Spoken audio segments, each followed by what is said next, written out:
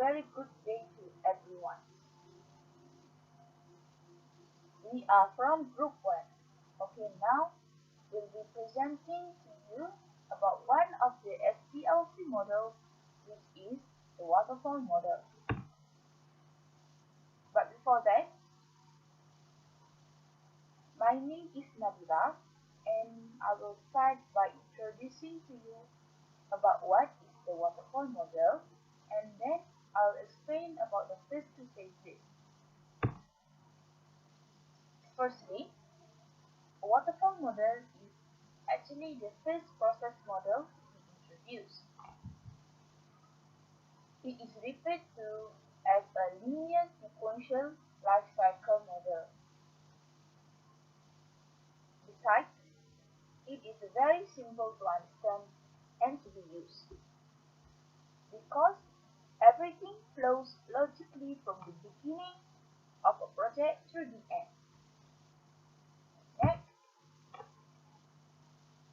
as you can see here, these are actually the phases that is involved in the waterfall model. There are 5 phases in total. The number of phases can actually differ according to the characteristics of the project. Okay, for example, in a complex large-scale model, some phases are actually fleet and causing their number to grow to 8, 9, or even more. But in a smaller project, some phases may be merged and causing their number to be reduced, like 5, 6, or even 4.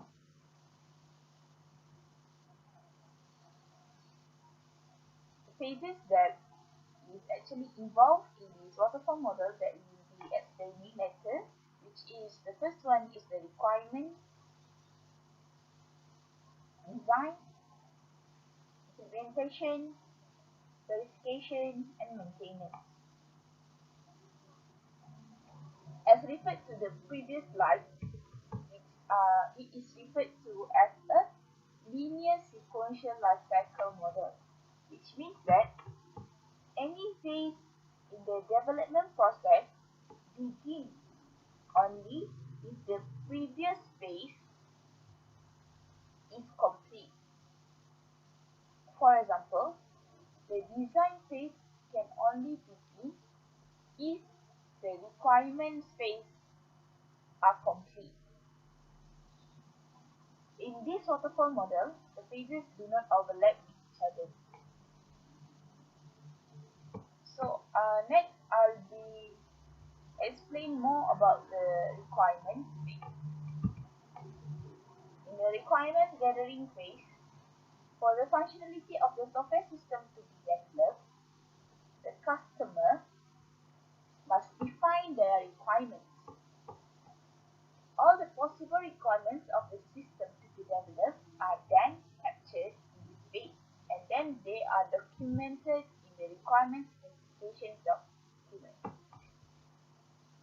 And next, for the second phase is the design phase.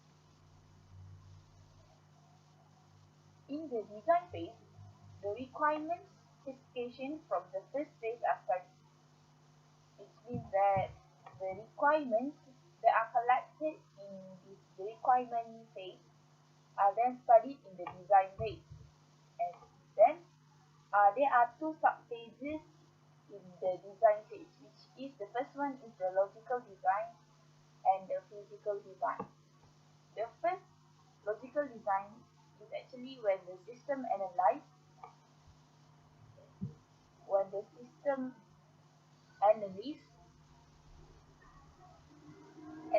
the information collected in the requirement phase to design the system independently of any hardware or software system.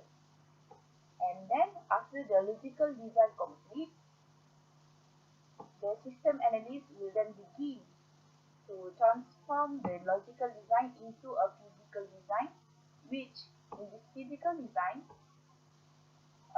the physical design dependent on the specification of specific hardware and software technology. That is all. Then I'll pass to Auni. Thank you. Hi, good day. Uh, I'm Auni. I'm going to present about the implementation stage and also verification stage. So, at the implementation, the input come from the system design, and the system is first developed into a small programs called unit. Then all the unit will be integrated for implementation. Actually, this phase is belong to the programmers as they will take the project requirement and also specification and codes the application. Okay, next is the verification stage. At this stage, we do the testing phase. And here also we want to ensure that the project is meeting the customer expectation.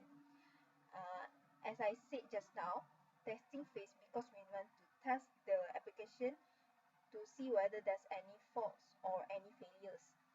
And actually at this phase also, we do check the quality of the application. Now I will pass to Cherry. Good afternoon, everyone. I'm Carissa, and I will continue the presentation with the last stage of the waterfall model, which is the maintenance phase. During this maintenance phase, the customer is already using the software. There might be some problems found when the system is running in the client's environment. This problem might be improper requirements determination, mistakes made during design software, and also changes in the user requirements. Hence, we could say that maintenance phase is to fix this issue and to release better version of the system. In short, we can say that maintenance phase is done to deliver these changes in the customer environment. Next, I would like to move on to the advantages of this waterfall model. Firstly, design errors are captured before any software is written during the implementation phase. This saves time during the implementation phase. Next would be their excellent technical documentation. Excellent documentation is part of the deliverables, and it is easier for new programmers to catch up if they enter the team. Next, the approach is very structured and it is easier to measure the progress to clearly define milestones. And lastly, testing is easier and can be done by reference the scenario defined in the functional specification or the documentation. However, there are also some disadvantages using this waterfall model. First, it is very expensive and difficult to re-engineer the application if there are any changes. Second, the model does not cater for any possibility of changes in requirement during the development phase. And lastly, by using waterfall model, a project takes substantially longer to deliver than develop with other life cycle like iterative or agile model. In conclusion, there are some advantages and disadvantages of using waterfall model due to the phases and the nature of this waterfall model. Hence, it is recommended to use waterfall model where there are clear requirements and smaller projects, and not to use it when there are high risk of changes and complex projects. That is all for our presentation. Thank you very much.